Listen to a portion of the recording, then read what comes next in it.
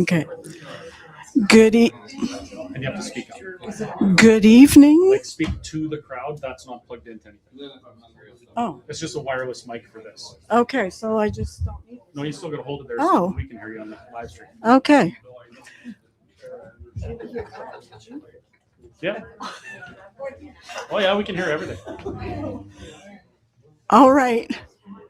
Good evening, and thank you so much for coming out tonight.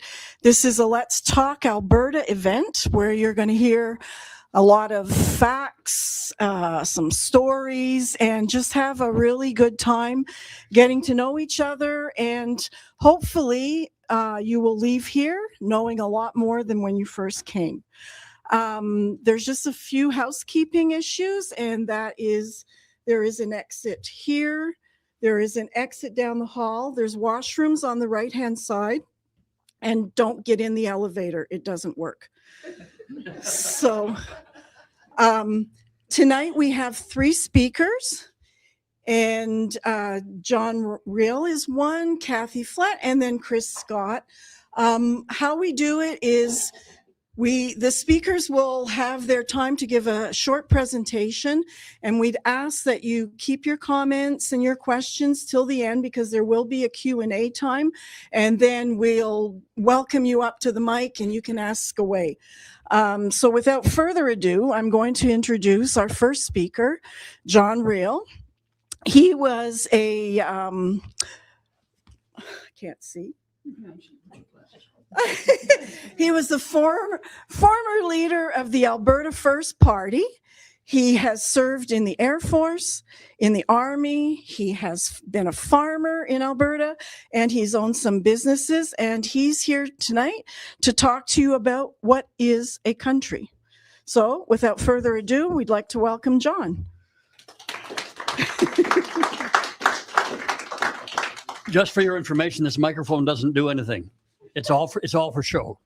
I got to go over here because I'm supposed to be in the frame.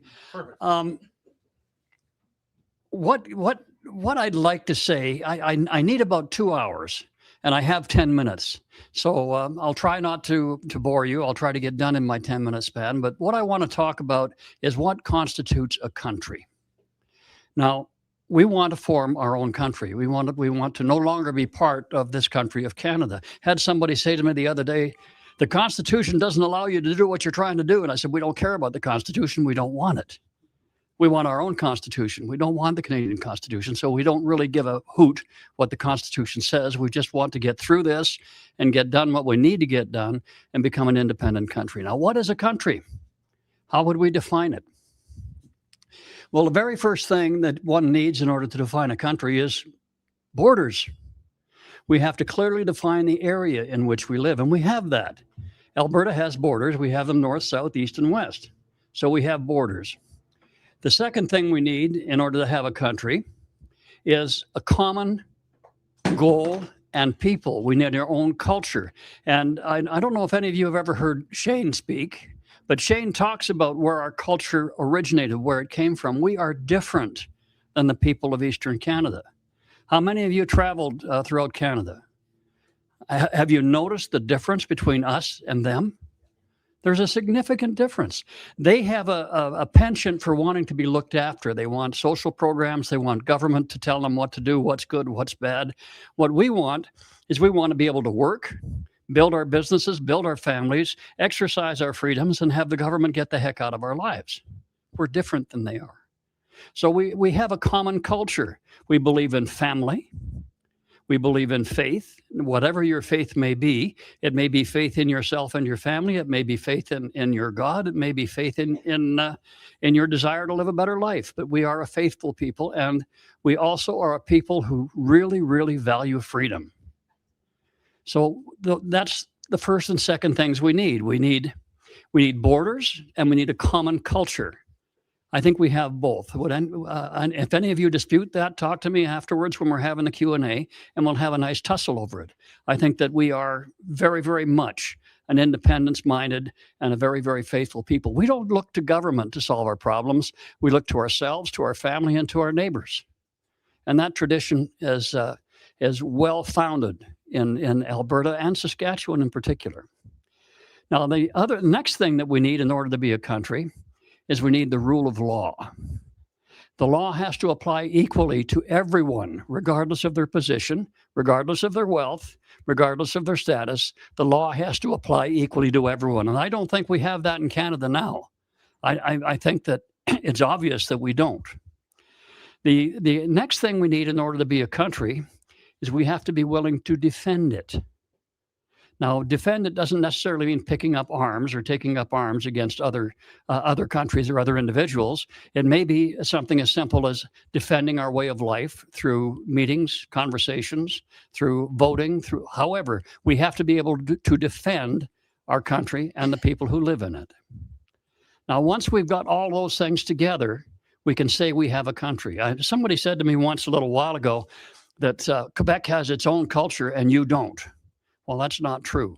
And all of you who have traveled throughout Canada know full well that our culture here is strong and it's different from the culture of people in other parts of Canada. I will say that Northern Ontario is very similar to us. Northeastern British Columbia is very similar to us. The Yukon and the Territories are very similar to us. And what we have that make us similar is we have a willingness to tackle wilderness, to do things that are difficult to do, and to do them by ourselves, with our friends, with our neighbors, and with our families. We don't need the government to do that for us. Now, I only have a few minutes. So one of the other things we need in order to have a country is separation of powers. We need to have a separate judiciary. We need to have a separate legislative assembly, and we need to have a separate administrative society within our country. We don't have that. Canada is a country that is run by basically one prime minister and one chairman of the Privy Council. Pierre Elliott Trudeau said it best many years ago when he said, he was asked a question about backbenchers and he said, we don't worry about them, they're nobodies. Backbenchers are people who ask how high on the way to jump. Just had a short conversation here just a minute ago with Chris and a couple of other folks about what we need in a legislature. We need talented, dedicated, and willing to work people. And the way we get those people into our government, into our administration, is we give them authority and power. We make the backbenchers valuable. We make their input important. They're not just there like trained seals to jump up and down when somebody says jump. Now, the judiciary has to be free and independent in order to have a country. And we need a free and open press. Do we have a free and open press in Canada? How many hundreds of millions of dollars does the federal government slip under the table to the legacy media? Do they really bite the hand that feeds them? Well, I mean, let's face it, when you look at their reaction to our desire to be free and independent, it's quite obvious where their loyalties lie. Their loyalties lie where the money comes from. And that's not something that is surprising. If somebody is willing to give you a bunch of money and you're willing to take it, then you'll probably defer to them in many things. We need economic freedom and property rights to be a country. Do we have that? No. We don't have it. We have no property rights. Any real constitution would guarantee property rights. We're supposed to have laws in this country that protect our right to assemble and our right to protest and our right to gather together. How many people are familiar with what happened in the 2021, 22, and 23? Are you familiar with that? Poor Chris over here. I mean, didn't you almost go to jail a couple of times? Oh, I went to jail. You went to jail. Yeah. There you go. And so, do we have those things? Do we have freedom to do what we need to do in order to support our families and do our businesses? No, we don't. We need that in our country. So when you look at everything that's going on, and we need to have a culture, we need to have a culture that values freedom, and the basis of any democracy is freedom, particularly freedom to speak your mind and not be held to account for it because somebody disagrees with you. Canada is not a free country. Way back when in 2021, Canada's top secret lab shipped Ebola viruses to China and collaborated with the Chinese on research on Ebola. It was done in secret. The opposition exposed almost $400 million of outright corruption in the Liberal government. We have equal application of the law, right? So those people who were corrupt and that $400 million, they went to jail, right? I'm pretty sure they did. They must have, because we have the rule of law in Canada. One third of 1% of the population handed the leadership to our current prime minister. He wasn't elected. He wasn't a member of parliament. And under the law, he wasn't even eligible to be a member of parliament or to be the prime minister, because he was employed by the government as an advisor to the Privy Council and to Justin Trudeau. The law says that he was not allowed or eligible to be a member of parliament. He's gone to jail for that, right? CSIS confirmed that China interfered in 2019 and 2021 in our elections. But that makes sense, doesn't it? I mean, we allow that. 121,000 ballots went uncounted in that last election. In one vote, the decision was decided, in one riding, the decision was decided by one vote. Trust in elections out the window. Our current government is a majority, and that's because we, as Canadians, elected a majority government, right? What time was the election called on the last election? And was it 10 after 8 in the evening? 8:09, 8:11. When did the polls close? The first polls in Western Canada close? 8 o'clock. How much influence do we have? We have taxation without representation in Western Canada, and we always will have under the current system of government. And I've heard Shane talk about this over and over again, and I've also heard Chris talk about it and others. Canada is not malfunctioning. Canada's working exactly the way it was designed to work. We get to bust our butts, make money, and send the money to Ottawa, where it's dispersed among the other provinces, and none of it, and very little of it, comes back to us. It's working exactly the way it was designed to work, and we need to be out from under that. We need to live in a country, like I defined a second ago, that has defined borders, a population which has a common culture and common goals and objectives, that has the rule of law, and is populated by people who are willing to defend the country. So there's a lot more I could talk about, and I'm pretty sure that some of this stuff is going to come up when we have our Q&A after the talks. But I only had 10 minutes, and I think I've used that 10 minutes up, haven't I, Chris? Yes. Yes. See, so he's saying, get the heck off the stage. But what I will say is that what we need to do now is we need to really, really, really carefully move forward and make sure that we achieve what we want to achieve. We need a referendum. We need a referendum on independence. We need it to be successful, and we need to create our own country. We would be one of the 2 or 3 richest countries in the world. We would be the freest country in the world, and we would be the best place in the world to live. So hustle your butts, get out there and do what you need to do in order to make this happen. I appreciate very much you coming tonight, and thank you for spending a few minutes listening to me. This is Kathy Flett. Now, I'm supposed to introduce her, and I know nothing about her. I said make it up. So I said to make it up. She said to make it. I could do that, but I could. But the things I'd say wouldn't be accurate, and my wife would probably be mad at me. All I can tell you is that I've heard Kathy speak more than once. She's an eloquent speaker. She has a wealth of knowledge, and she's got her head on straight and her heart's in the right place. She is all for Alberta independence, and she's an articulate and dedicated, separate, independence-minded woman in Alberta.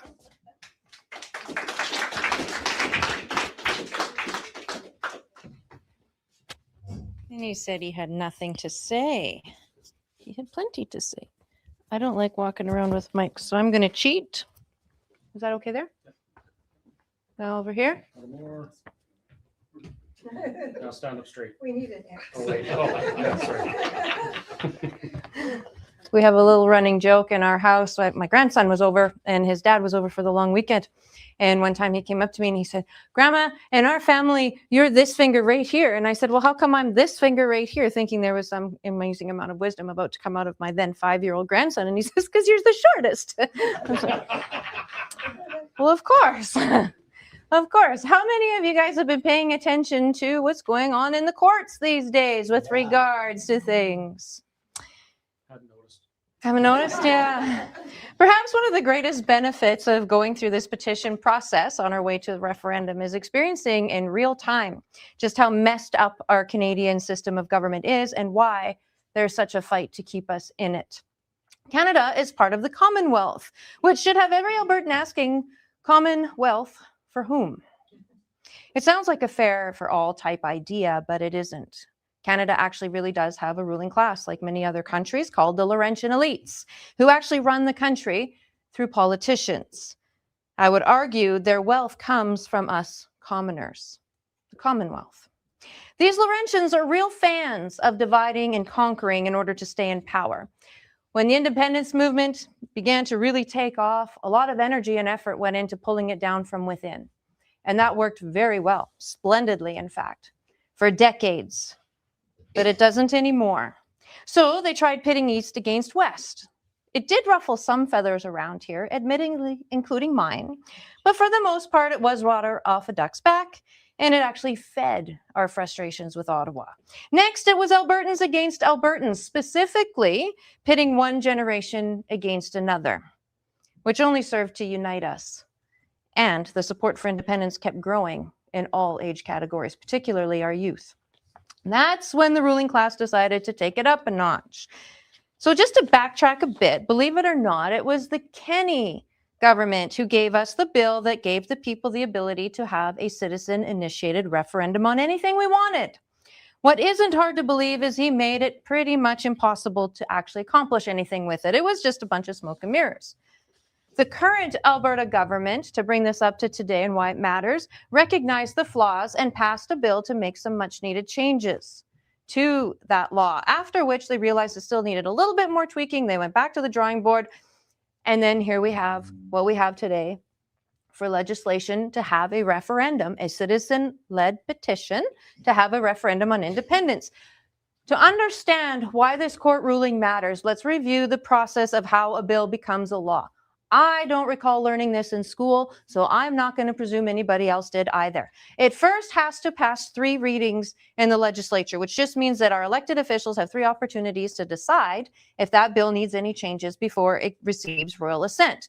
Royal assent is when the appointed, not elected, the appointed Lieutenant Governor of Alberta looks it over and upon seeing nothing wrong with it, gives it his or her stamp of approval and makes it law.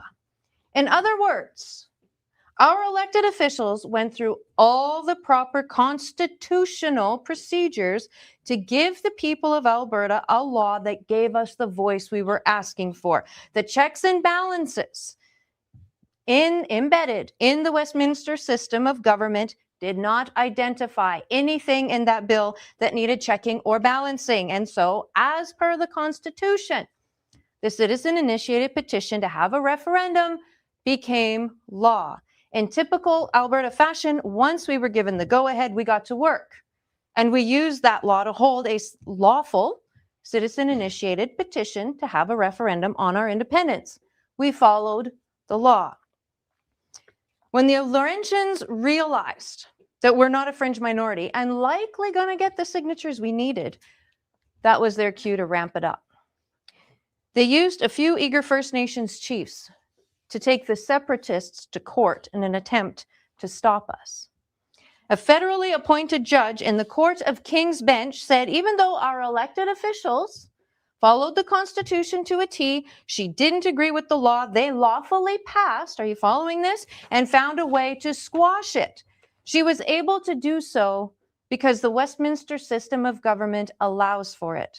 which should bother even the staunchest of Federalists, providing that Federalist actually values political freedom. Both the Alberta government and Mitch Sylvester are appealing. There's another recent example of when the law was used against the people. Just a few years ago, several laws were passed, both in the House of Commons and in our legislature, using the same process I just described. Those laws mandated a pause on our freedom to assemble, freedom of mobility, ability to earn a living, go to school, go to church, receive medical help and treatment, freedom of thought, opinion, belief. You remember, they decided who was essential and who wasn't. The checks and balances that could have and should have stopped all of that from happening in this country, let alone in our province, were taken away by the federal government under the guise of an emergency. And there wasn't anything that people could do, hence the trucker convoy. The Westminster system is not broken. It's working perfectly, too perfectly. In Carney's address at Davos earlier this year, he said something I thought was interesting coming from him. If we're not at the table, we're on the menu. And then he went on to say, this is not sovereignty. It's the performance of sovereignty while accepting subordination. He was talking about Canada's place in the world, but this perfectly describes our place within a united Canada.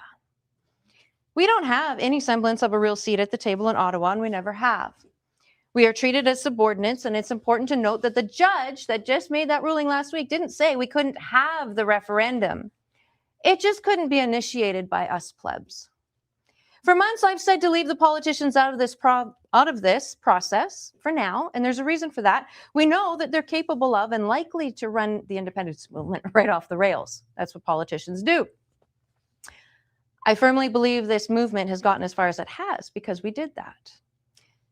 But this Court of King's Bench ruling last week changes things. What happened in that courtroom is but a taste of what's to come, which means it's time to revise our strategy. I know politics is ugly, believe me, I know it. But we need to be more politically engaged than ever before. The Westminster system of government can and likely will be used against us.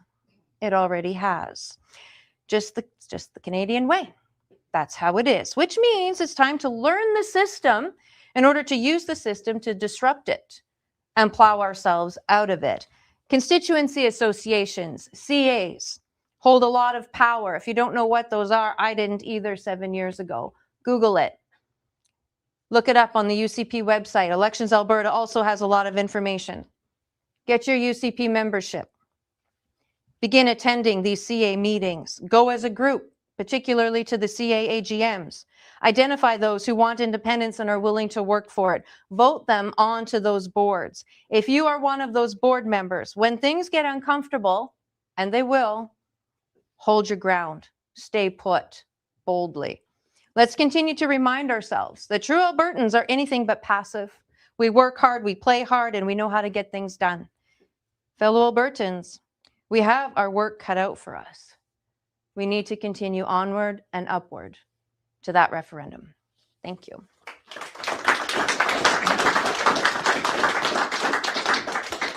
And now you get to hear from the one who continues to work his tail off along with Shane to put all of these together so that we can continue to chat with you and educate you. Please welcome none other than Chris Scott. Thank you. Welcome. Okay, let's see if I can do it. Okay, hopefully that's going to work. Well, thank you very much for coming. I wasn't sure that anyone was even going to show up today because of the recent news with the buzz that the petition was quashed. Everything's over. There's no referendum. Has anyone heard things like that or seen it on social media? Does anyone actually believe that? No, for a minute. Okay, perfect. So I don't have to go down that road. For those people that are watching online that believe that, I want to point out something very important here. And maybe you folks can take this with you and share it with your friends later. We're getting way too wrapped up and concerned about what the system that we desire to remove ourselves from will or will not allow us to do to remove ourselves from that system. Does that make sense? It sounded clearer in my head. We're so worried, and maybe we're programmed like this. This is kind of a Canadian thing, right? We're so worried about being polite and following the rules that we can't comprehend that Alberta independence is not about asking permission from those who we feel are not representing us or considering our values. Why would we ask permission for that? You know, we had a judge review some legislation, and that judge said, because of this legislation, this petition is not going forward. The will of the people doesn't matter. Does anyone believe that the will of the people in a democracy does not matter? It's what the democracy is based The will of the people is paramount to democracy, and it is higher than the courts. How can I say that? Well, the courts are there specifically to interpret the laws that the people that we elect make. We don't have governors here. We don't have a president. We don't have executive power, so to speak. We have it's called a figurehead of a monarchy who, according to the rules right now, could make law if they really wanted to, but they don't because it just doesn't work like that. But our legislators, that's their entire job. The only thing Danielle Smith and our MLAs and our MPs, for that matter, the only thing they're supposed to do is make laws to reflect what we want, to make laws to our benefit. That's it. And then the courts, from time to time, will end up in a situation where they have to review that law and they have to weigh it against other laws and other precedent that judges have created. And they have to decide how they're going to interpret that particular law and what the outcome is. In this case, the outcome was the citizens' voices will be ignored insofar as that petition. That is not anything even close to respecting the spirit of democracy. And I would argue, and my friend Dr. Michael Wagner would argue, and he does argue, that when we gave our judges, unelected judges, appointed judges, often appointed by people who don't share our values. In this case, she was a liberal appointee judge, and some may say that there may have been DEI stuff involved in giving her the job because, not that she was the best at it, but because she filled a certain type of person that they wanted to reflect how we're so diverse. That doesn't really matter for this. But that judge, who we didn't elect, just made law from a ruling that's affecting our lives. It's threatening to all but tie the government's hands. And when I say all but tie their hands, what I mean is only the most ballsy and courageous legislators would choose to go forward and respect the will of the people in the face of a ruling like this. But she has all but made sure that we don't have a referendum question in October that we want. And of course, the referendum question that's been proposed by other people is, do you agree that Alberta should cease to be a province within Canada and become an independent state? That's the question that some have asked for. That's the question that the referendum, the Citizens Initiative referendum proponent, Mitch Sylvester, that's the question that he asked the government to ask Albertans. Well, that's a pretty serious question. It has very serious implications and consequences. And it needs to be asked. Why? Well, because 300,000 people signed that petition. 400,000 people, and maybe some cartoon characters, signed another petition asking for a similar question. So I would argue that the will of Albertans is to have a conversation on sovereignty, whatever side of the fence you're on. The people that don't agree with my opinion that Alberta independence is necessary and inevitable, they want a referendum so they can forever put to bed this idea that the majority of Albertans want out. I want a referendum on Alberta independence because I want our government to have a clear mandate to negotiate terms with the federal government to our benefit, period. Probably resulting in us becoming an independent nation. That's what we want. And a judge has said, no, because of this particular judge's ruling in this separate case, we're not going to allow this.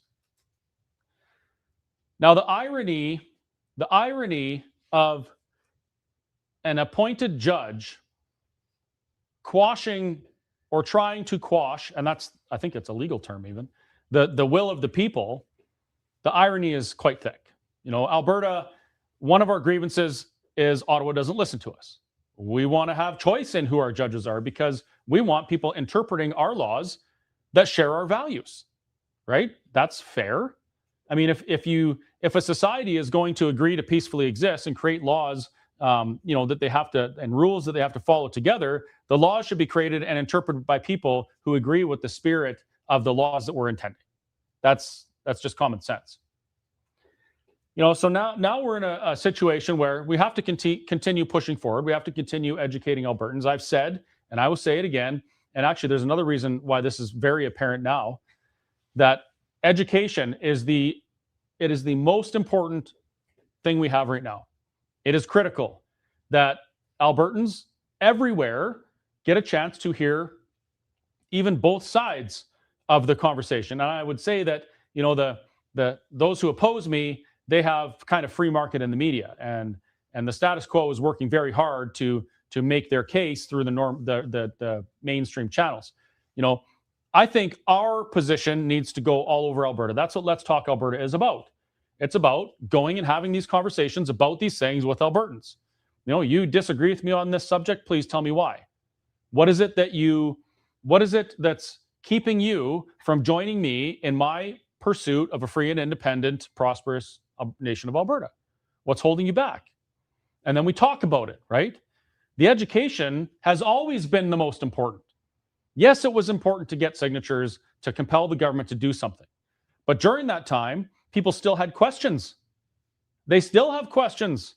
There's organizations that have been traveling the province for almost 6 years now, having these conversations, trying to make sure that Albertans can make an informed choice.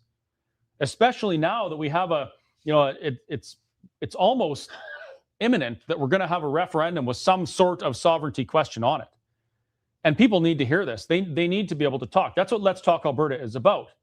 It's about going to rooms like this and hearing from you folks, what is it that's holding you back? What are your concerns? What do you want to see in an independent nation of Alberta? What is it about being in Canada that you value? What is it about being in Canada that prevents you from choosing to let Alberta chart their own course forward? These kinds of questions. And we're going to have more situations like this where someone says, no, you can't choose your own course. You can't chart your own course. Your voice doesn't matter. But we're used to that as Western Canadians, right? We're used to our voice and our vote not really mattering in the conversation around federal elections, federal politics, whatever. We've always been in that situation, and we can expect more of it.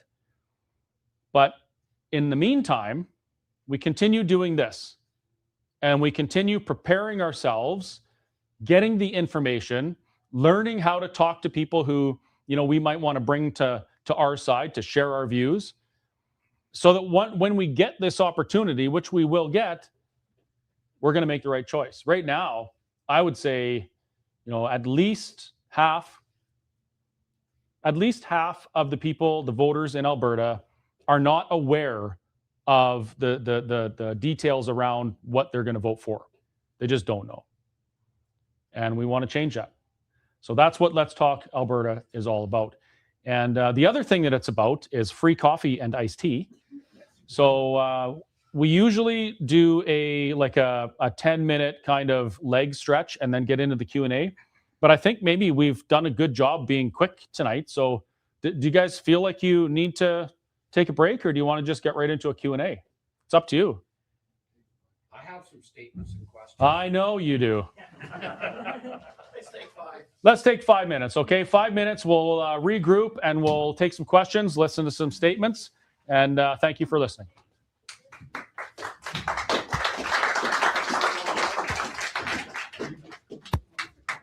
No, I don't. fairly well informed. 6 months ago. Yeah, and then I was up in Cold Lake, and I was up at Cold Lake, and I was at Portsmouth, and I was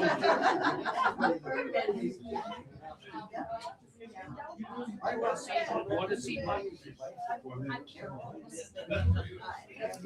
Well said, Chris. Thank you.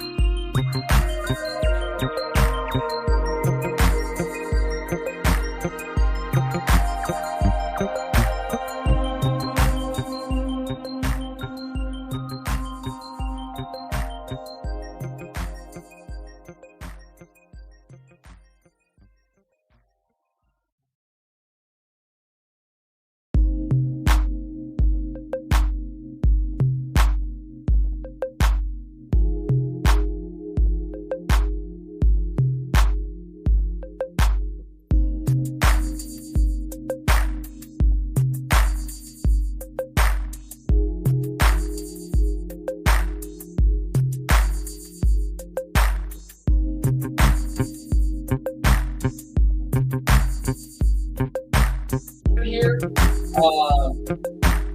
as the speakers are coming up to the front, I've got a couple of favors to ask you. The first one is, I've got a couple of gentlemen that are going to be passing the donation bin around. If you could at all possibly put in there, please do so. If you can't, that's fully understandable. The other favor that I have to ask of you is, we're having problems with the social media algorithms. So a lot of times people don't get the posters that we put out till after the event has actually occurred. So if you could go to letstalkalberta.com or to Let's Talk Alberta Facebook page or the Whistle Stops page, grab the posters for upcoming events and send them to people that you know and get them to send them out to people that they know in the areas, and that way we can do what I call the shampoo method. So it looks like everybody in this room just about is old enough to remember the shampoo commercials from the 70s and 80s. You tell two friends and they'll tell two friends and so on and so on. So we got to use that method to get the message out to people. So without further ado, I will hand it over to the speakers, and yeah, you can pass those around and we'll get going.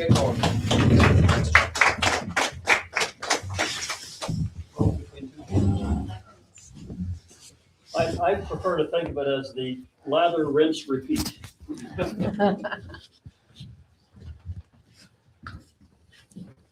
And I know there's some questions about the the recent court stuff. So fire away.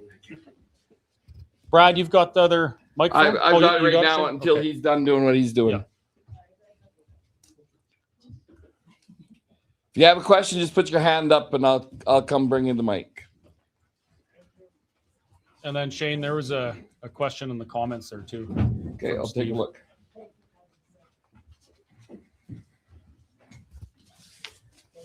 I have a statement and two questions.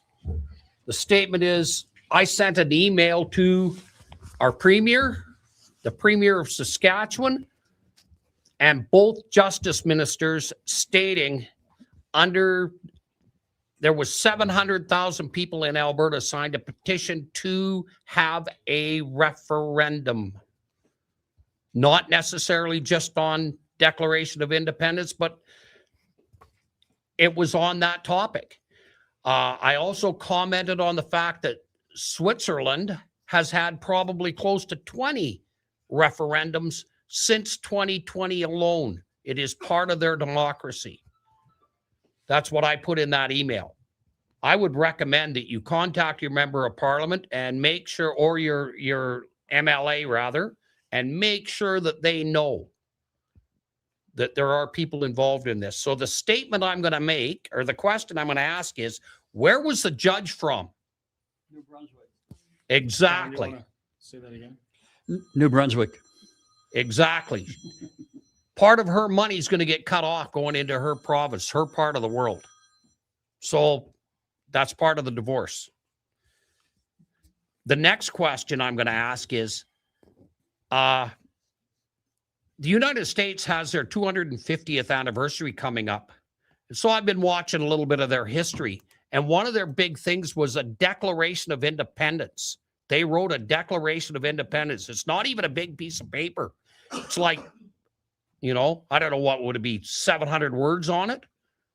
Would it be a smart idea for that to get done? Well, some people are advocating for that, right? And it wasn't even that many people that signed the Declaration of Independence in the United States.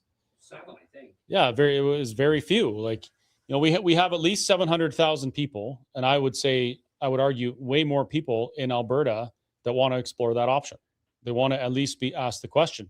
And if you just look at history and look at how other nations have been created, I think there's something like 32 or 33 new nations have been created since 2010, I guess, or no, pardon me, since 1999, something like that. But it's not a new thing. And a lot of times these nations, it's a group of people that just say, no, we don't want to go with you, a bigger country. We're going on our own. So that's historically how these things go, is just the people declaring that they're independent and they withdraw their consent from their governance structure. It's very rare that people like appeal to the law of the country that they wish to leave to leave that country. It makes absolute zero sense. Like, look at it this way. You're in a bad business arrangement, and a lot of people use the analogy of a marriage, but I'll use business. You're in a bad business relationship. Your business partner constantly gets more money than you. They don't let you have any say in the company's running. You're just along for the ride, and you suffer the consequences of the bad decisions they make all the time. And you want to leave that business. Are you going to go to that business partner and say, hey, I really don't like the way you're not letting me have any say in anything, so would you please let me go? Can we negotiate leaving? It makes zero sense, and it makes just as much sense for Alberta to do the same thing with the federal government. Interesting thing is that when you read the Supreme Court reference on Quebec independence, and then you read the Clarity Act, you find in there that if negotiations over independence upon a successful referendum occur, there is, in the final analysis, if the negotiations are not held in good faith, there is in the final analysis a provision for the unilateral declaration of independence. We can do that. And at that point, that would be where that declaration of independence would come forth. After we've tried to negotiate fairly with the other members of Confederation, and to no avail, then that would have to occur. There's more. Oh, wait. So it gets really exciting as the more we talk about Quebec, the more I kind of respect their stance. Do you know what the first thing Quebec did when the Clarity Act came out, the very first thing, they passed a piece of legislation saying that they would never use the Clarity Act nor observe it. Why did they do that? Because Quebec acts like they're sovereign. They walk the walk. They identified right away, no, we're not going to follow your rules for us leaving. That's just not the way this relationship works. And they've acted like that for years. One of the first things they did when the Constitution was repatriated in 1982 was they passed a law, and that law said that by default, Quebec would use the notwithstanding clause on every piece of federal legislation from then on. This is what sovereignty means. This is what, like, we don't want to be part of that structure, but we're going to like beg that structure to give us the freedom that we want. It makes zero sense. So I'm really glad you brought that up. I got an online. Okay, we'll take the online, and then Joe's got a question. From Steve Jensen. What timeline would you give Alberta to be completely disconnected from Canada with a new constitution and form of government, given Jeff R. and Keith W. say negotiations would only take 6 months? Well, I don't have a crystal ball, but I would say if the work is done, if we've taken control of all the things that we can take control of before we're gone, it doesn't have to take a long time. Keith Wilson suggests 6 months, and he puts out a very good case for it. Other people say a year. Some people say 10 years. I think it's probably closer to the short time, but it all depends on the willingness of the people to do the things, right? Are we going to push our government to have, like, for instance, what would you call it? A Ministry of Independence or Ministry of Alberta Sovereignty, so we can start taking control of all those things? Or are we just going to flop around and pretend that Bill 1 is actually giving us any more sovereignty than we had before, right? It all depends on us. But yeah, 6 months to 10 years, the range is quite wide. Mm-hmm. What do you say to that? Just one comment. I agree. I think when I said in my 10-minute talk, we don't care about the Canadian Constitution. By don't care about it, I mean, we don't believe it impacts what we want to happen. Why would we appeal to a law that would require us to stay in a country we don't want to stay in? So what has to happen, I think, is that we need to use the system that's provided to us, the laws that are written, so that we can do this in what is a legal way within Canada up until we hit all of the roadblocks that we know are going to come. At that point, we have to change our focus and do things differently. Mm-hmm. And then there's two other questions somewhere. It's not a question. Go ahead. Having just read and reread that reference in 1998 about the Quebec possible secession, there is another way, and it's the very last paragraph in the very last few lines, and it says this: if we can prove that we have been abused by our government, if we can be proving that we are a different culture from the rest of our country, and there's about 3 other things there that we have to hit, then international law comes into play. And international law says this: if you've been abused, treated unfairly in any way, you have the right to leave that association, kind of what you're referring to, Chris. Mm-hmm. And you don't have to do it the legal way of the constitution of the country that you're dealing with. You leave, 2 countries acknowledge you, it's a done deal. And so at some point, and I don't know how long I'm willing to play this game when the rules are changing constantly and they're all lined up on the other team's side, at some point, I think we have to make a statement. Yeah, you're right. The Clarity Act is Canada's preference as to how this would go. But when we're talking about, we no longer consent to being governed under this document.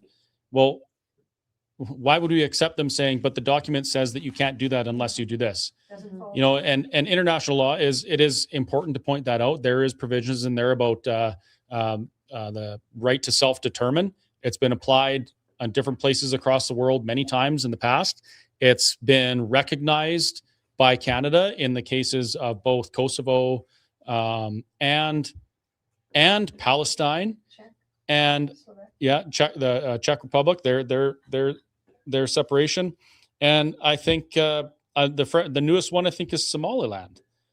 Like this is not, it's not a secret.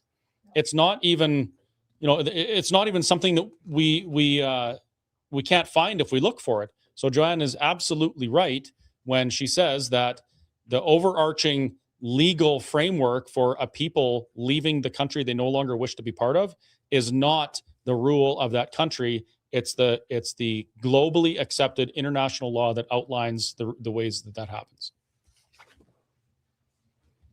Quebec deal. Oh, just 1 second. Let them bring they can't hear you in interweb land. Oh, I see. That's the mic right Okay. Was not the Quebec deal, was it not the provincial government of Quebec wanted to separate? So if the provincial government of Alberta wanted to, we could do the same thing. Correct? Yeah, 100%. The problem in Alberta, and I think Kathy will have lots to say on this, is that our government hasn't had the spine to do these types of things, and partially because Albertans haven't really given them a mandate to do so up until now.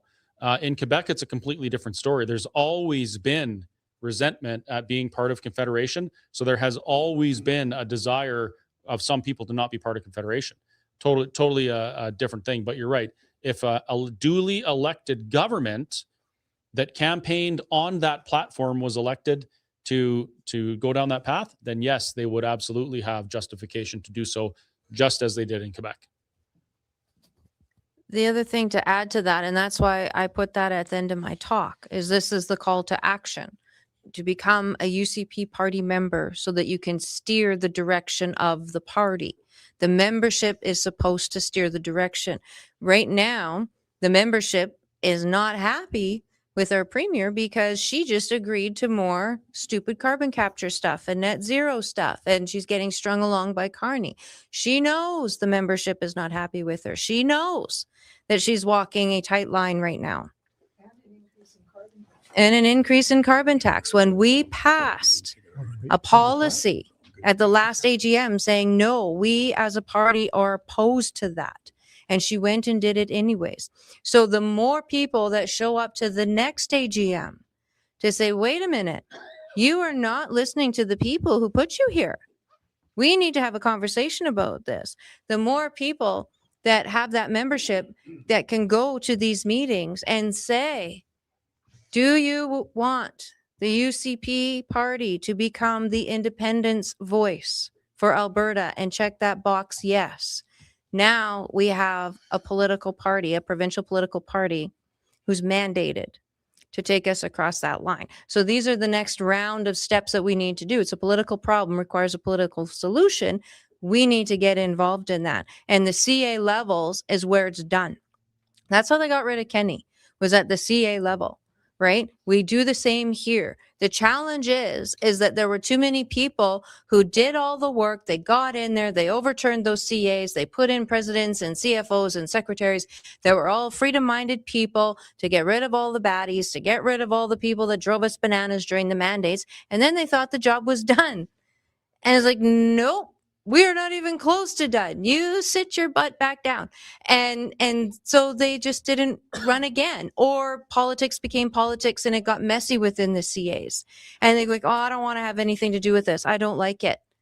Well, I'm just going to be blunt and say, get over it. Because if we want to change things, you're going to have to do some things and be around some people you don't like to make it happen. Because now the argument is within that political party as to what direction it's going to go to, because that's the vehicle we have to use to get out of here. I'd like to say that there's a difference between a statesman and a politician. A statesman is an individual, male or female, that has the best interests of their constituents at heart and their jurisdiction at heart. If a statesman in Alberta government would be somebody who's primarily concerned with the welfare of the Alberta people and the Alberta province. But that isn't the case with politicians. Does anybody know what the first objective of every politician is? Get elected. To get elected. Not just get elected in the last election, but get elected in the next election. So when you take it from that perspective, it's necessary that you understand that what Danielle Smith and her party that is in power, the people who are sitting in the legislature, are doing is they want to make sure that they still are the government after the next election. So right now, we know that the majority of members of the UCP are in favor of independence. That's correct, isn't that? I think there's a high as 60% or plus. But that isn't the majority of Albertans. So how can they come out and say, well, yes, we're in favor of independence for Alberta, when there's a whole bunch of people out there who aren't in favor of it, including members of her own political party? She may not, and they may not form the government next time around.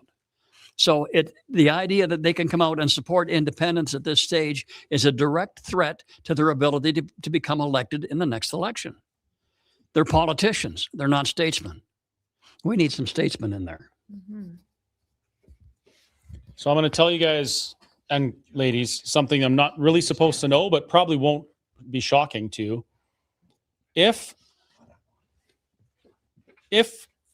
we let that bull charge into the China shop and forced a mandate through a political party, in this case the UCP, to become an independence party, almost half of the MLAs would walk. Did you know that? Well, this isn't just a goodbye. This is why I advocate for will of the people outside politics. What Kathy said is correct. We can do that. We've learned how to take over CA boards. We've learned how to take over the provincial board. And when I say take over, I mean put in people that share our values. Well, some of the things that we asked people to do, the values that we shared, was we wanted accountability for the harm that was caused to us during the COVID stuff. And we put people in all these places. And where's the accountability that we asked for? Where is it? It never came to fruition. Danielle Smith campaigned on righting some of these wrongs. Which ones got righted? And I'm not saying this to tell you that these are bad people or that we shouldn't work within that and try and have outcomes that we want. I'm telling you, maybe they can't do it. Maybe this is not about politics. Maybe this is about creating a situation in Alberta where people know the facts. They know what's real. They know why we need to advocate for sovereignty. And we almost have to make those politicians irrelevant, because they're going to try and just win the next election. They're going to do the safe thing. They're not going to, politicians these days, they don't look out on society and say, you know what, these things are going wrong.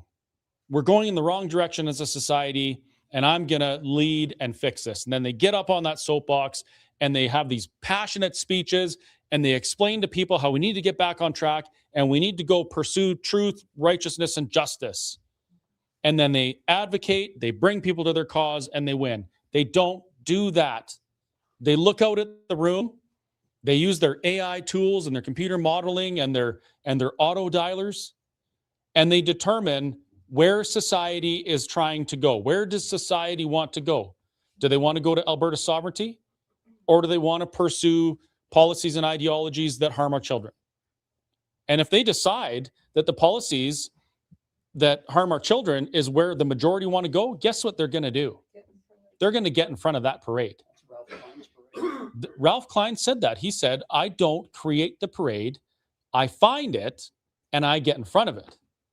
Well, I used to think that that was a great concept until I realized if the parade is pursuing things that are detrimental to them,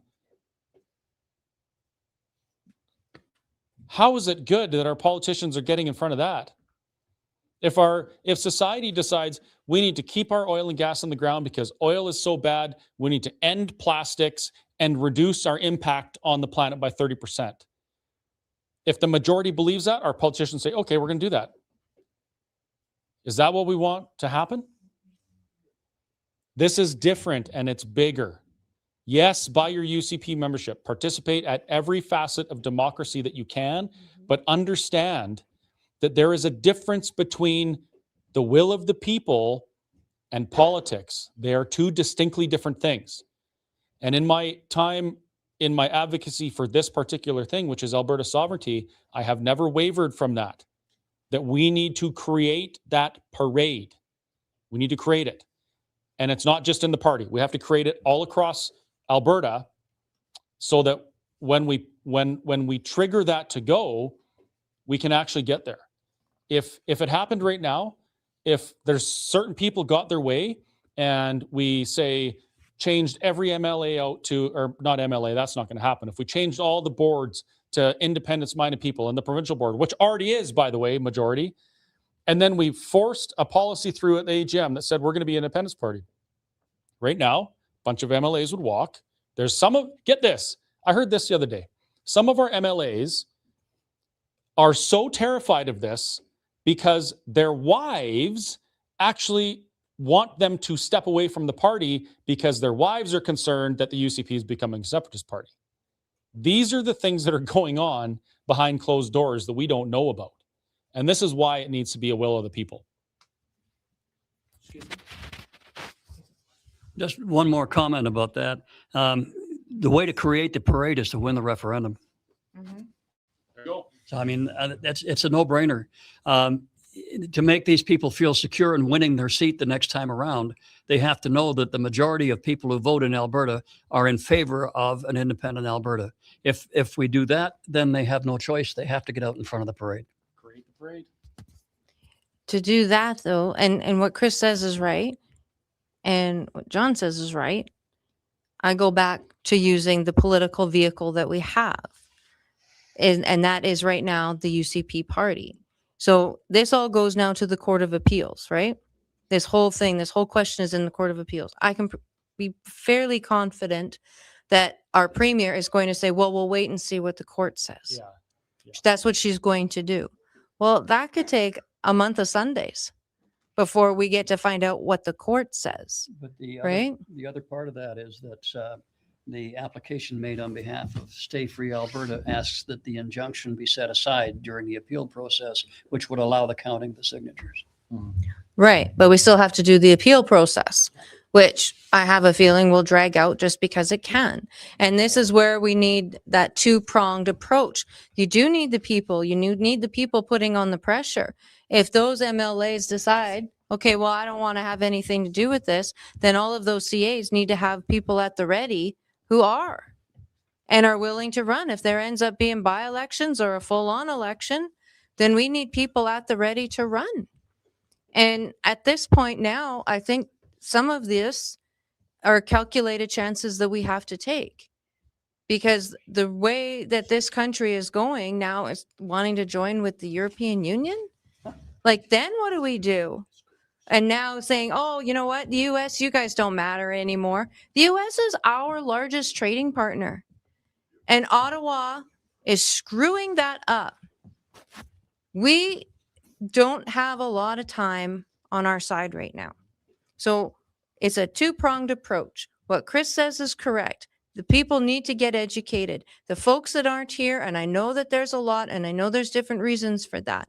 We need to reach them. If that means you have them over for coffee and say, listen, I've got some concerns. I just want to share them with you and see what you say. And then they tell two friends and they tell two friends, just as Shane was saying earlier, instead of expecting people to always come out to these. That's an approach to take to make this happen. Educate them. This is what happened. We had two premiers who went out of their way to give us legislation so we could have a voice, and an unelected judge took it away. That's a big deal. Or it should be. It should be for anybody, whether you want independence or not. That should matter. This is the country we now live in. So again, I hearken back to that two-pronged approach. We've got to have the people really strong on this side. We've got to have statesmen, you're right with that word, statesmen, women, whatever, on that side, ready to go and move forward with everything we've got. And remember that we've got pretty good people, I think, ready to take on these negotiations. Most of us are so accustomed to trying to get along with Ottawa And we're seeing our premier do it now. Oh, we just got to do what we can to get along better. We don't need we don't need separation. We need counseling, I think is what she said the other day. No, we don't. So these negotiations that will take place are not that. This is not mediation between two people that can't get along.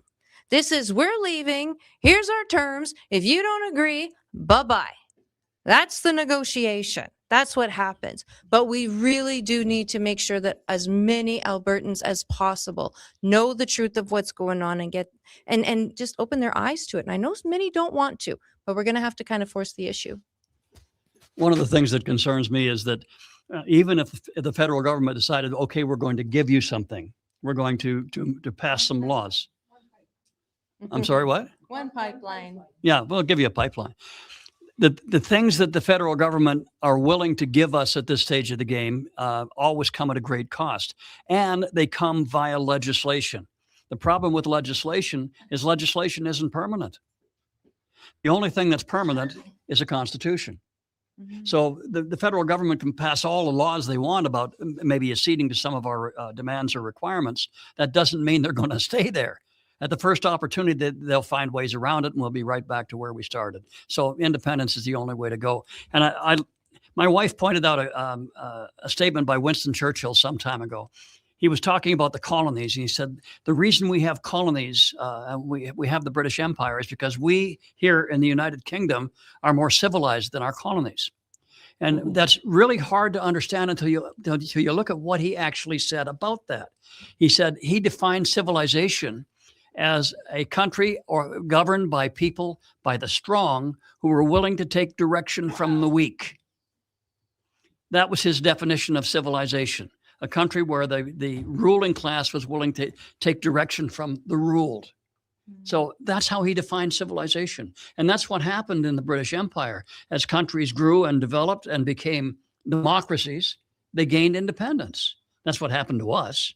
The Americans did it a little bit differently. They did it with a gun, but they still did it. So that's what we need. We don't have in Canada right now, we do not have a government that takes direction from the people, which is your point. They don't do it. Okay. My question on political parties is the Liberal Party, whether it's provincial or federal, is governed federally. The NDP party has federal mandates, whether they're an NDP party provincially or federally. Is the United Conservative Party for Alberta, is it also federally mandated? No. It's a provincial organization like the Saskatchewan Party. Yes, but it's federally entangled and infiltrated. Very much so. For sure. I was Like, just why- curious about that. Why would here's a question. Why in our provincial United Conservative Party is there MLAs who are federalists that will advocate for federalism over Alberta sovereignty? Why is that? Isn't that weird? Strange. Okay. Thank you. Okay, your turn. I've been wondering, is it time to get rid of Daniel Smith and get somebody else that's going to lead this party? You know, that's an interesting question. I've heard that quite a bit in the last little while. There's people that are actually threatening to do that. But here's my question. If Danielle Smith, who has arguably, she's put herself out there on some of these other issues more than many others would, if she's removed and somebody else is replaced, are any of the things surrounding that position that's holding Danielle back from doing what we want her to do now, have any of the other things changed? Well, I don't know that, but what I'm saying is, Well, the answer is do no. we need a stronger leader is what I'm. No, I don't think it's about the leader. No, it's the system. Yeah, go ahead, Kathy. It's the system that she's given to work within. That's the problem. That's why I say we've got to use the system to get out of the system, right? We got to kind of cause a ruckus within it to plop ourselves out of it. So whether it's her, whether it's anybody else, it doesn't matter. It's the system. It's working as it's designed, which keeps her under thumb to some degree, whether we like it or not. So it doesn't make sense to upheaval everything to get rid of her, to put somebody else in there who's going to be just as handcuffed, right? Just leave everything the way it is. Get those CAs nice and strong. For all we know, if the referendum passes, if we get one now in the fall and it passes, there might not be another provincial election. We might be having a whole new election for president and a bunch of senators and congressmen. So that's the thing. We got to just, take it kind of month by month, because it's going to get kind of interesting here coming up. Well, I hear her speeches all the time, and she contradicts herself in so many different ways that it's mind-boggling. You don't know what she's actually talking about half the time. That's amazing. Sounds like a politician. One of the things that Danielle Smith has said over and over and over again, and has tried hard to live up to, is that she is willing to do what Albertans want her to do. So if there is a clear direction from a referendum that says we want to be independent, we want to be our own country, I find it difficult to believe that she won't at least facilitate that request. I think so. Besides, those of us who are old, she's the best we've ever had in my lifetime. And I think I got you all beat here. So, yeah, she's at least got the guts to do something for the people. She stood out and put her neck out a number of times. The odds of getting another one in the next almost 80 years are pretty much slim to nil. I agree. I think Slim just had a heart attack. So here, I'm gonna do what I like to do. I'll be controversial and make some people dislike me. Ready? Oh dear. I do have a little bit of a concern. So right now, the UCP is largely on board with the idea of Alberta independence. And that was apparent at the last AGM. It's estimated that anywhere from 60 to 80% of the UCP membership are Alberta independence-minded individuals, okay? So we already have most of the party is on board. Most of the CAs, most of them are already on board. The concern I have, we pump another 80,000 members into the party at $10 a piece. We put another $800,000 in the war chest. And then we send a whole bunch more people to an AGM. And we fundraise, let's say, what did we fundraise in the last AGM? 6.5 million? There's a lot. Something like that. Well, now the Federalist side of the UCP has millions more dollars that they can use for campaigns to promote federalism. Will it happen? I don't know, but this is the danger, right? I don't know what they're going to do. I hear what some people tell me, and others tell me different things. And that makes me inclined to, yes, I will participate. Of course, it's a lot of fun, right? Going to the AGMs is fun. We meet great people. We get to participate in the democratic process in ways I never knew existed. But at the end of the day, this is the machine. This is the machine that we created when we voted to merge a party that we hated and despised with a party that reflected Albertans' values, that was principled and showing strong leadership. Now we put them together, and we're dealing with this machine where half of it doesn't agree with us. Half of it wants Alberta to stay in the status quo. They're invested in many ways. They're invested in it. And as much as I want people to participate, I would also caution that this is part of the machine that we need to get away from. And you feed it and feed it and feed it, and eventually it's bigger than you. And then all of a sudden, we're not the parade anymore. So it's something to consider. And they've been doing it for how many years have they been involved? Yeah. Are you ready? Yeah.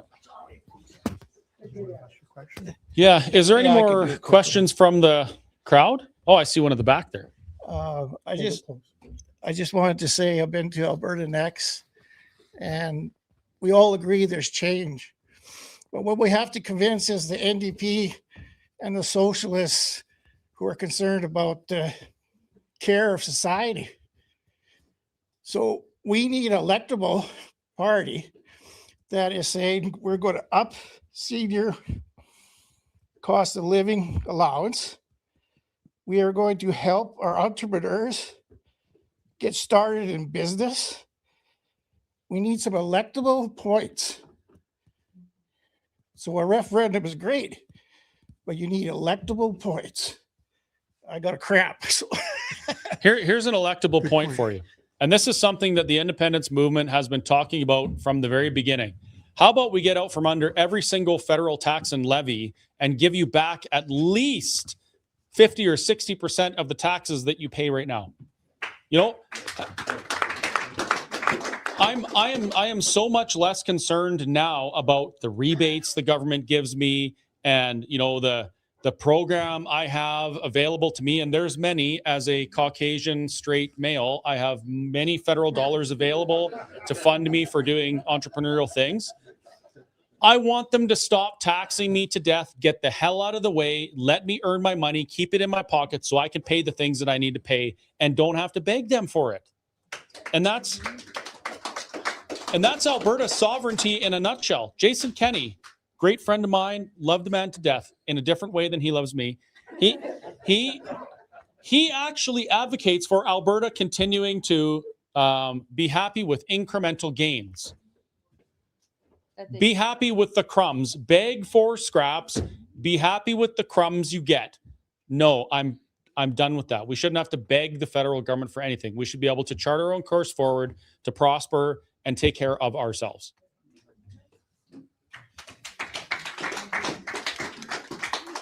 My wife asked me what my idea was for Alberta after we achieve a successful referendum and independence. And my short answer was get the government the hell out of our lives. Yes. That's it. That's my favorite point. How do you enter into good faith negotiations with people that you know are liars and thieves? It's Ottawa, right? We're talking about the best in the world for laundering money and moving it all over the place. How do you enter into good faith negotiations with that? With an exit strategy. That's really the answer. And that's a great question, right? Because we know that a successful referendum makes it forces everybody to come to the table. So Ottawa, there's going to be federal delegates there. The province, UCP delegates there. There'll be hopefully some regular people. And some people That- with headdresses on. Yeah, right. And the First Nations will be there. The other provinces will be there. There'll be a portion of the Senate that brings that into consideration as well. That all come to the table in good faith. And we know you're right. There's not the only ones that are probably going to be there in good faith is us. There won't be anybody else. And well, it should be. And I mean, I'm sure I'm not the only business person, woman, whatever in here. Can't wait to get rid of all that crap. Can't we just go back to normal words? But anyway, not the only person in business in this room. And I can't count. I've lost count on all my fingers and toes how many times I've had to say, that doesn't work for me. Talk to you later. Just a thought up. Right? We'll do it with this too. Sort of a follow-up. They give $25 billion to the Ukraine, and now we're crawling into bed with China, and China supplies Russia with 60% of its drones. Now, which side are we defending? Shut off again. Well, that's just it, right? Which is why we go in with eyes wide open. Some of us, we've got different ideas of how to do it, and that's okay. We need all those ideas on the table because the right answer is in there somewhere, right? But at the end of the day, the one thing that all of us do agree on is if those negotiations go sideways or fail or just don't go anywhere at all, we just declare unilaterally that we're done. See ya. I would love to. Yeah. Like Joanne pointed out earlier, we have the ability. I mean, we want to go in there in good faith, but our objective isn't necessarily to negotiate with the federal government and the other components of Confederation. Our objective is to demonstrate the fact that negotiations are not occurring in good faith, because they won't. I mean, this last court decision demonstrates in spades that nothing is happening in good faith. I mean, to deny the right of citizens to petition their government with a question has been overturned by the courts.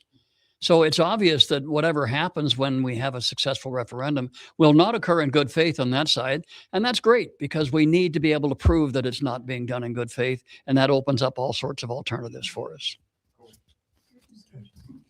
Just on this other gentleman's comment about welfare and all that or whatever, at one of these meetings, there was a talk about a white paper, like about a year ago. I know it's too early to talk about that, but is that still in the works, a white paper of what might happen after we separate? Yeah, that's what Keith Wilson is working on. Yeah, so there is a white paper that's being drawn up at the right time. When they decide it's the right time, that will all be released. I think it's really going to be a lot of fun in a lot of ways. We've never been able to build a country before. I build a lot of things, but I've never built a country.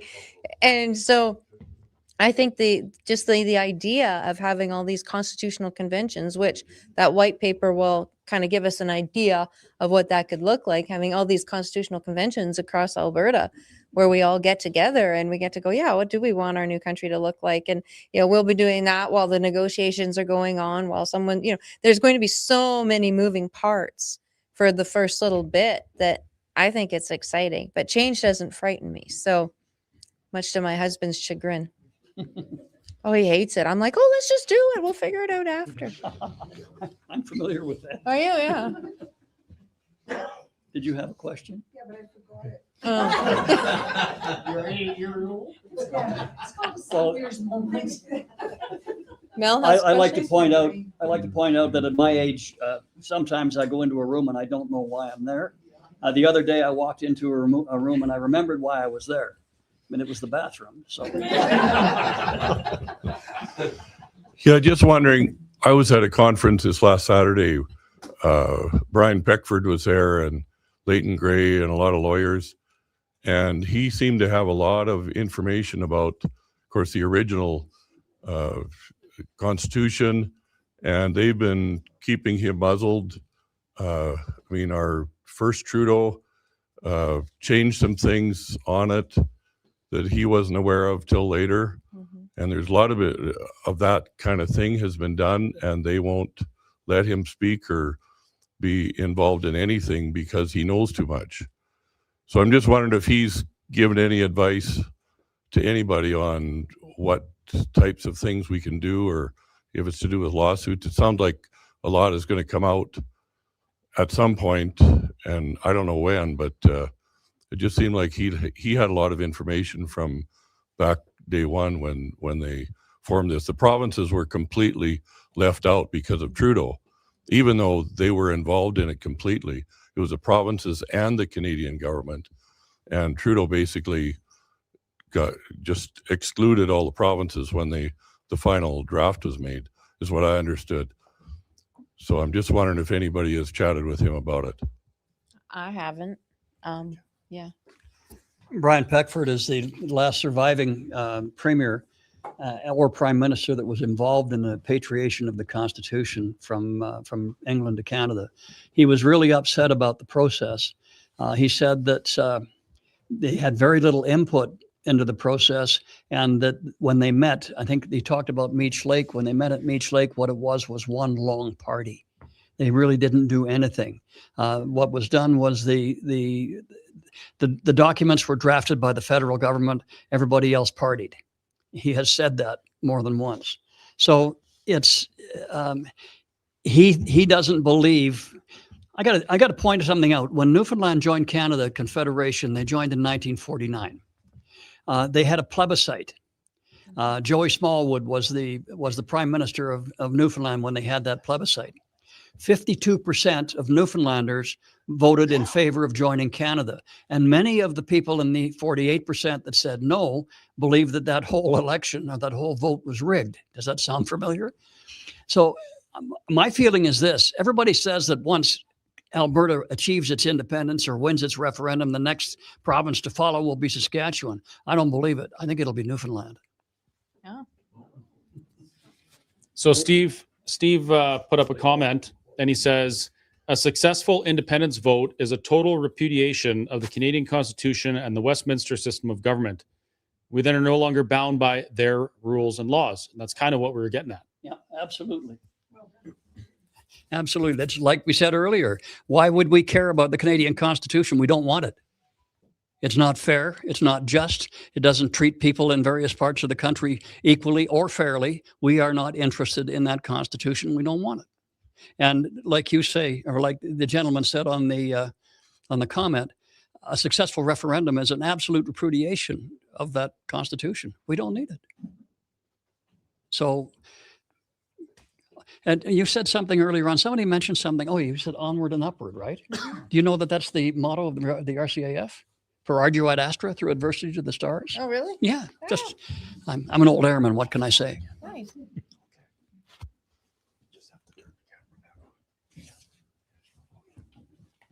No other questions? Oh,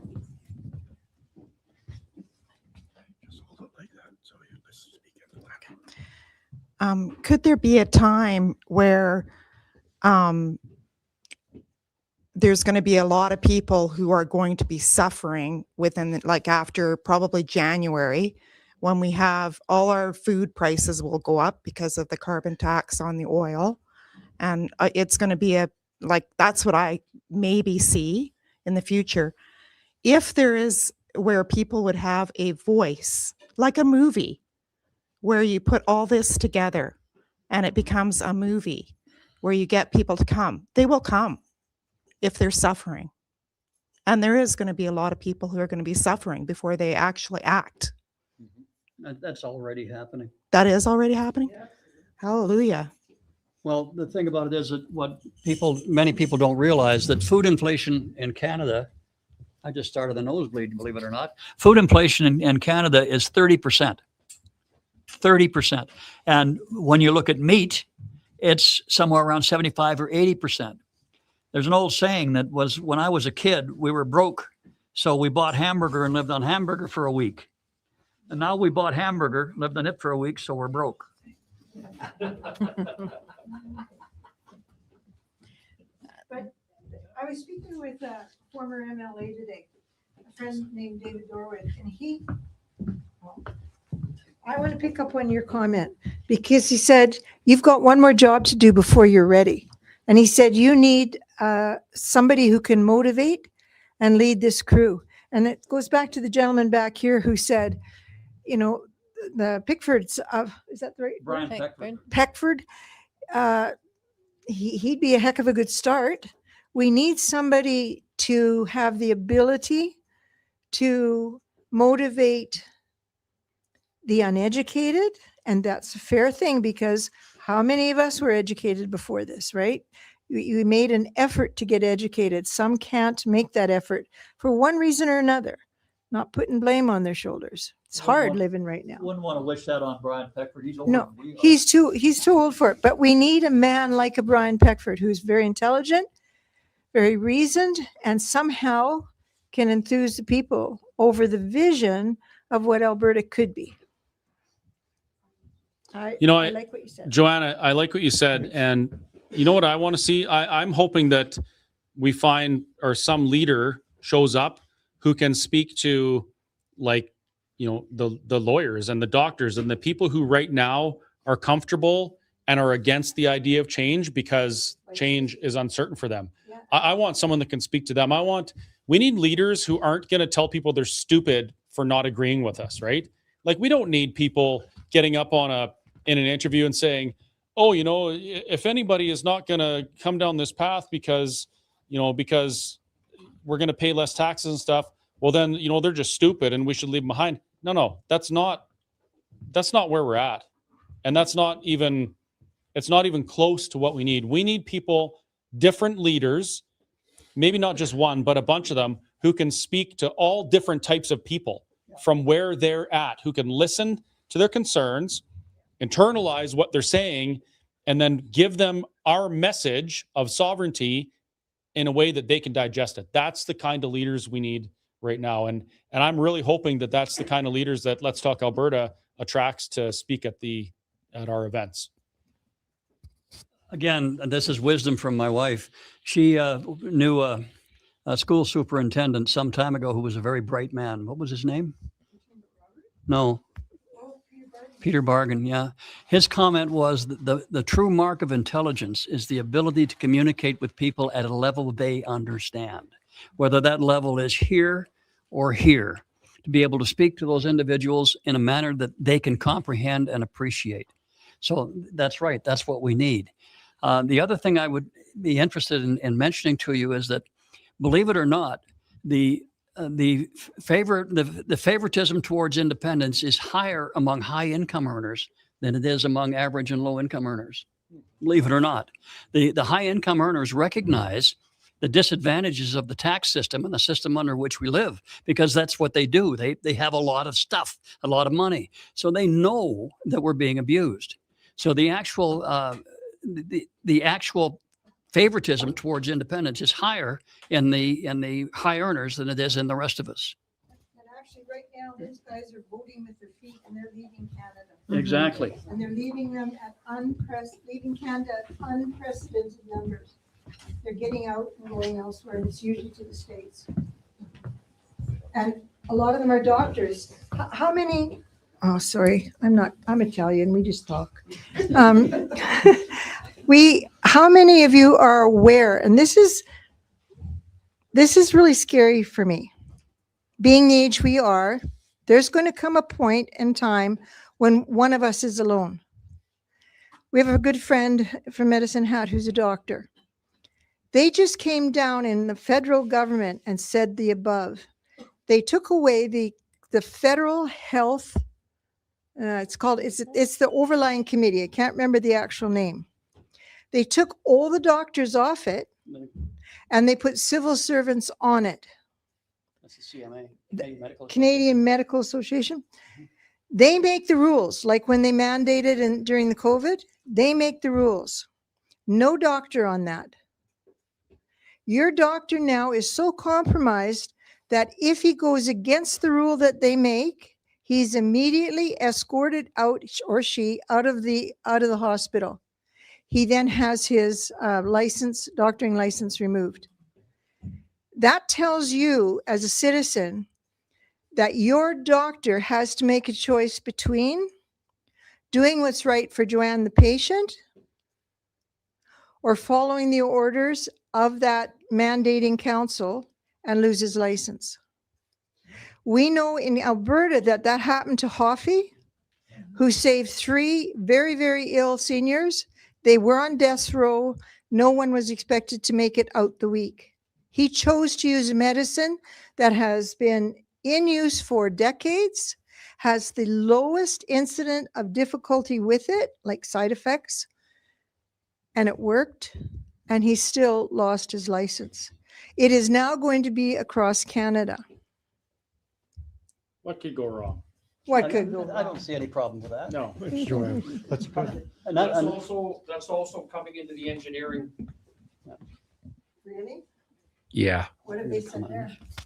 I don't know. I just know what the engineers are kind of how they're working, and they are being compromised by federal documentation, and they have to follow those rules or they will lose their licenses. The mark of a profession has always been a society that is self-governing.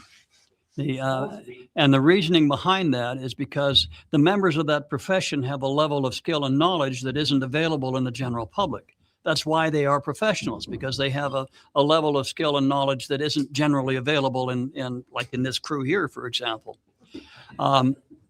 When you take their right to self-governance away, you also take away their ability to control the level of competence within their profession. So you've actually deprofessionalized them. You've made them into employees or laborers, not professionals, and that's a big concern in all areas of discipline, including engineering. It's not just the medical profession; it's also the teacher's profession. Same thing. The teacher's profession is supposed to be self-governing, but the ATA no longer has professional control over who is or is not allowed to be a teacher. That now belongs to the government. It belongs to civil servants. So that happens all over. It's just another example of why we don't need Canada very much, or at all. The thing is that what we need to do is get out. That's it. We just need to get out and get done and be done with it. So we have bright minds here. We need you guys to come up with things locally. What can you do to have a conversation with your neighbor, perhaps a member of your church, perhaps a member of some team? What can we do to spread the word of, oh, did it again, sorry. What can we do to spread the word about why we need to get out and also give them a vision of what Alberta could look like? Because that's where we need to go. And if we have, it's back to Shane's original talk, if we have everybody telling two people and say, could you share that with your family? Could you share it with your friends? Could you share it with your neighbors? We got a fighting chance here, but we can't do it. Not even the people here in this room, or if we were in a room with 100, we all have to do it. And that's, yeah, thanks, Joe. And that's exactly what Let's Talk Alberta is. It's an organization with people who are dedicated to facilitating the conversation and teaching and helping other people do the same. So it's not going to be the three of us or the 28 current speakers we have right now that's going to get this message out. It's all of you folks.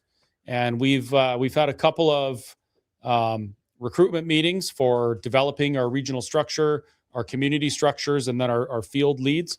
And we're starting to fill that out. If you or someone you know wants to be involved in a more structured way and help us do that, where are we sending them? letstalkalberta.com. Is there a link there yet? Don't think there's a link there. Send a message to letstalkalberta@gmail.com. Yeah, so let's use Send a message let's to use Let's Chris Talk at Alberta letstalkalberta.com. That's where you can send the message. If you want to get involved, send it to Chris at letstalkalberta.com. I'll forward it to the letstalkalberta@gmail.com. And check the website. I'll do what I can to get a link up there so that you can get your information in there. Actually, there's a really cool chat bot we built.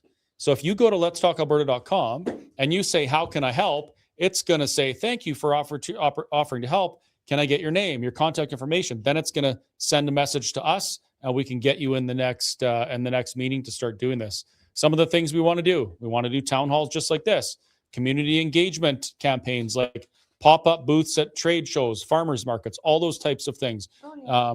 What's that? Rodeos, yes. Floats and parades. Community mail-outs like the trifolds that Shane has in the back. We want to have teams set up in different communities. So when the timing is appropriate, you can get together, print off a bunch of these things, spend a day folding them up, take them to the post office, do a neighborhood mail-out. That's the kind of thing we're doing. Distributed civics. We tell you, you tell two people, they each tell two people, and eventually we can get the message out to everybody. And it really does have to go to everybody. So, yeah. Oh, Hello, more question. my name is Peter. I was just wondering what kind of laws we could pass once we go independent. Like something like Florida just passed the law. If you're an adult and you touch a 13-year-old or lower, you get a death penalty. Would we be able to pass laws like that? Well, we can pass whatever laws we want. And that's kind of the opportunity, right? It's less about what specific laws or policies are we going to have as a new independent nation of Alberta, but the ability for the first time in history in Canada to be able to do that and choose what laws govern us. Like we choose the laws, we live the consequence. It's all our wheelhouse. And no judge will overturn it if they don't agree with it. What? Oh, it turned off again. Is it? Wow. There you go. Technology is wonderful. You know what? I think we can probably wrap it up here anyway, unless there's any more questions. This fellow has one. Mel has one? Excuse me.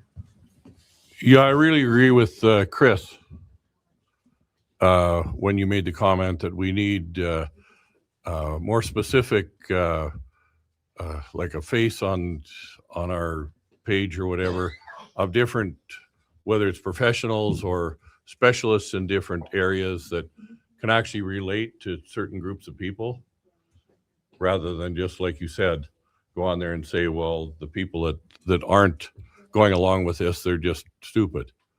Like that's complete opposite of what we need. Uneducated.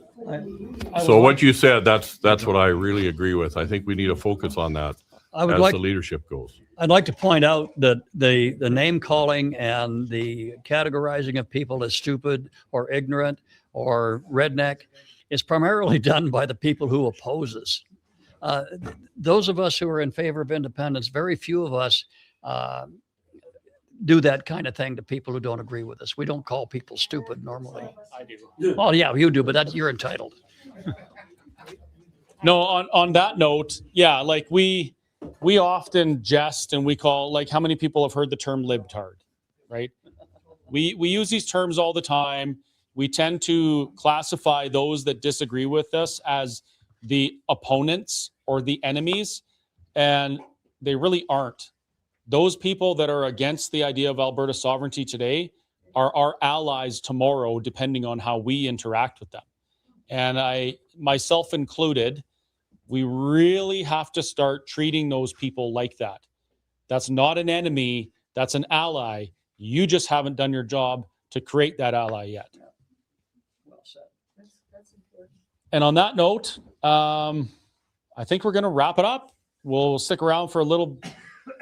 Packed up the chairs? Oh, Shane wants us all to do some calisthenics. No, help pack up the chairs. Oh, help pack up the chairs. Yes. Thank you very much, folks. Thanks, folks, for watching, and we'll be back in 6 weeks-ish. Around town, and every lawyer in town has got a Canadian flag. And they're, the lawyer power, they have the power to the British royal. Well, there we go, folks. It actually worked out pretty decent. Is that coming through the sound? What's going on here? It actually worked out pretty decent using the camera like this. Sorry about the troubles. I'll try and fix that for next time. Yeah, this was Let's Talk Alberta, Wainwright. And our next one is going to be at the Arbutus Hall. I guess we're going to be there tomorrow. Arbutus Hall is just outside of Rocky Mountain House, north of Caroline. Hope to see you there. Also on the 26th, check out letstalkalberta.com for more information. We have a chicken and rib dinner with live entertainment, open bar, which you have to pay for. It's not free. I mean, freedom isn't free. And we're just going to have a great time fundraising for Let's Talk Alberta, enjoying some delicious smoked chicken and ribs that I'm going to start preparing here right away, and talking about the things that we think are important and need to be talked about. So yeah, get your tickets, letstalkalberta.com, scroll down a little bit, and it'll take you right to the purchase link, and we hope to see you there. If we don't see you there, we'll see you at the Arbutus Hall, but definitely come to the Lacombe event. Good night.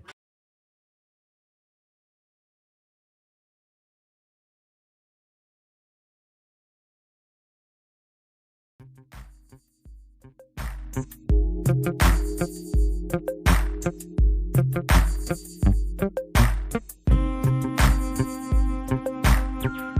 you.